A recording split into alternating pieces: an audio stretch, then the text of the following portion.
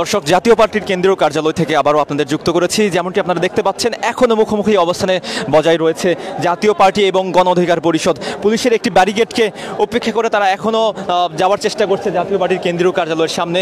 আমরা ঠিক পুলিশের ব্যারিকেডের সামনেই দেখতে পাচ্ছি যে গণ অধিকার পরিষদের নেতাকর্মীরা সেখানে অবস্থান করছে এবং তারা স্লোগানে মুখরিত করে তুলছে জাতীয় পার্টির কেন্দ্রীয় কার্যালয়। তাদের হাতে রয়েছে লাঠিসহ আরও অন্যান্য সরঞ্জাম, সেসব আমরা দেখতে পেয়েছি এবং তারা ইট পাটকেল ছুঁড়ে এই অস্থিতিশীল অবস্থা তৈরি করার চেষ্টা করছে। এবং আপনাদেরকে দেখানোর চেষ্টা করছি জাতীয় পার্টির কেন্দ্রীয় কার্যালয়ের ঠিক তার অপোজিট সাইডে আপনাদের যেমনটি দেখতে পাচ্ছি যে এখানে অবস্থান করছে জাতীয় পার্টির নেতাকর্মীদের একাংশ।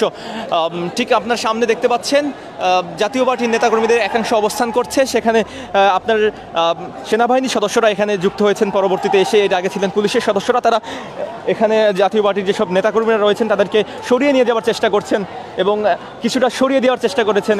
এবং তারা জাতীয় পার্টির যে কেন্দ্রীয় কার্যালয় রয়েছে তার নিচে আমরা দাঁড়িয়ে আছি এবং এখানে অবস্থান করছেন সেনাবাহিনীর সদস্যরা এবং জাতীয় পার্টির যেসব সদস্যরা রয়েছে তাদেরকে কিছুটা দূরে সরিয়ে দেওয়া হয়েছে তাদের কেন্দ্রীয় কার্যালয় থেকে।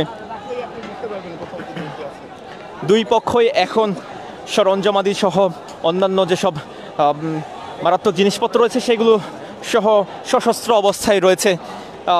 এসব অবস্থা দেখে এক পর্যায়ে সেনাবাহিনীর সদস্যরা এখানে এসে যুক্ত হয় এবং সেনাবাহিনীর সদস্যরা এসে যুক্ত হয়ে জাতীয় পার্টির এবং গণ অধিকার পরিষদের সদস্যদেরকে বিভেদ করে দেওয়ার চেষ্টা করে। দর্শক, আপনাদেরকে একটু জাতীয় পার্টির কেন্দ্রীয় কার্যালয়ের সামনে থেকে গণ অধিকার পরিষদের যেসব নেতাকর্মীরা রয়েছে তাদের অবস্থানে নিয়ে যাওয়ার চেষ্টা করছি এবং দেখানোর চেষ্টা করব যে তাদের এই মুহূর্তে কীরকম অবস্থান বিরাজ করছে। যেমনটি দেখতে পাচ্ছেন যে জাতীয় পার্টির কেন্দ্রীয় কার্যালয়ের সামনে ভিতরে নেতাকর্মীরা অবস্থান করছেন, এখনও সেখানে নিরাপদ অবস্থানে রয়েছেন তারা, যেমনটি আমরা দেখতে পাচ্ছি। গণ অধিকার পরিষদের নেতাকর্মীরা এই মুহূর্তে এখানে বসে গিয়েছেন এবং স্লোগানে মুখরিত করছেন।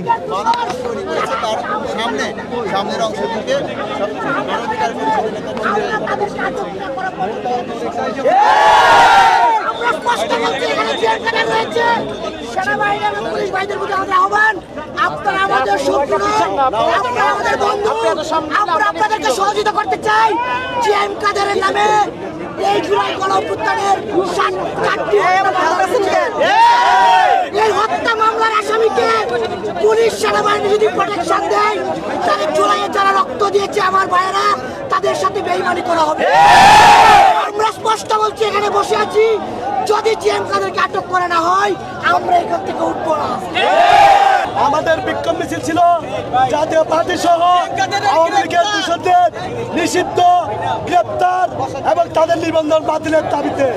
আমরা যখন গুলিস্তান ত্রিভুবন থেকে মিছিলটা নিয়ে শান্তিপূর্ণভাবে লাঠিকেলমুড়ের দিকে যাচ্ছি, আমাদের মিছিলে শামীম পাটোয়ারির নির্দেশে তাদের দূষণেরা জয় বাংলা স্লোগান দিয়ে নেতাকর্মীদের উপর পাটকেল ছুড়ে। আমাদের 10 থেকে 15 জন ঢাকা মেডিকেলের চিকিৎসাধীন। আমাদের দলের সাধারণ সম্পাদক রাশেদ খান তার হাত ভেঙে গিয়েছে। আমরা জুলাই গণঅভ্যুত্থানের 2000 শহীদ, 30,000 রক্ত দিয়েছে, ওই জিএম কাদেরকে প্রোটেকশন দেওয়ার না। আমরা যখন এখানে দাঁড়িয়েছি, আমাদের নারী নেত্রী মাহবুবা, আমাদের ছাত্র অধিকার পরিষদের নেতা সজীবকে সেনাবাহিনী পুলিশ হামলা করে, অথচ এখানে জিএম কাদের, শামীম পাটোয়ারি বসে আছে। হত্যা মামলার আসামিকে যদি পুলিশ সেনাবাহিনী যদি প্রোটেকশন দেয়, এটা হচ্ছে জুলাই গণঅভ্যুত্থানের ত্যাগের সাথে, রক্তের সাথে, শহীদদের সাথে, আহতদের সাথে প্রতারণা। মুখরিত করে আছেন এই জাতীয় পার্টির অফিসের সামনে। আপনাদেরকে আরো একটু ঘুরিয়ে দেখানোর চেষ্টা করছি যে এখানে কি কি অবস্থা বিরাজ করছে। তারা এখানে আগুন জ্বালিয়ে এখানে অবস্থান নেওয়ার চেষ্টা করেছেন গণ অধিকার পরিষদের নেতাকর্মীরা।